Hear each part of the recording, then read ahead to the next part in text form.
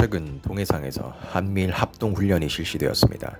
이를 놓고 야권에선 이재명 대표를 필두로 연일 친일 국방 프레임을 밀어붙이는 영세입니다. 여권에서는 그럼 북한의 도발에 눈 감고 모르는 척 하라는 것이냐라는 반응이 나왔는데요. 먼저 이재명 더불어민주당 당대표는 다음과 같이 말했습니다. 더불어민주당 이재명 대표는 7일 한미일의 동해 합동훈련에 대해 극단적 친일 행위로 대일 굴욕 외교에 이은 극단적 친일 국방이 아니냐는 생각을 할 수밖에 없다. 외교 참사에 이은 국방 참사다. 대한민국 국방이 대한민국 군사 안보를 지키는 것이 아니라 일본의 군사 이익을 지켜주는 일이라고 비판했습니다. 반면 국민의힘은 9일 이재명 더불어민주당 대표가 한미일 군사훈련을 친일 국방이라고 한 주장에 대해 안보 자해 행태이자 자폭성 궤변, 이심정심, 이재명의 마음이 곧 김정은의 마음, 국방에 대한 극단적 무지만 드러냈다며 맹비난했습니다. 한미일 3국 연합훈련은 문재인 정권 때인 2017년 10월 한미일 3국 국방장관의 필리핀 합의에 따라 이루어졌다. 이 대표의 논리대로라면 친일 국방의 기획자는 문재인 전 대통령이라고 했습니다.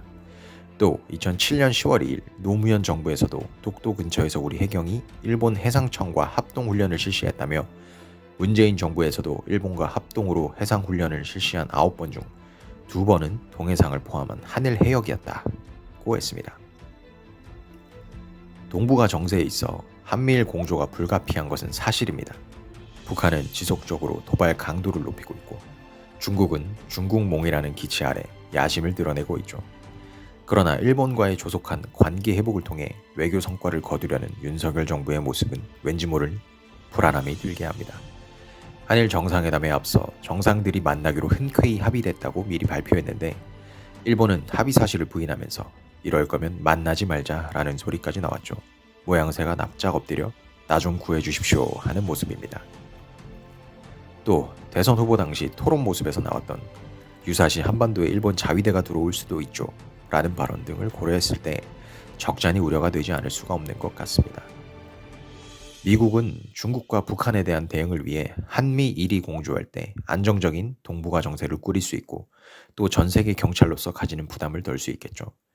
일본은 북한의 도발을 명분으로 자위대의 정식 군대와 더 나아가 과거 제국주의 시절의 영광을 되찾고자 하는 군국주의를 야심으로 꿈꾸고 있습니다. 이보다 좋은 명분은 없죠.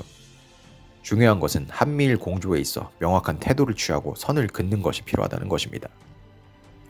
박근혜 정권 당시 맺어진 한일 지소미아 협정 다들 기억나시는지요? 도대체 이유 모를 밀실 합의가 이루어져 국민들은 원치도 않는 군사정보 교류 협정이 일본과 체결이 되었습니다. 대북 도발을 가정한 한미일 군사훈련이 명확한 기준 없이 확대되면 한일 지소미아와 같은 득보단 실 많은 협정이 이루어질 수 있다는 것입니다. 일본은 분명 머지않은 과거 대한제국을 침탈해 국토와 주권을 빼앗았습니다.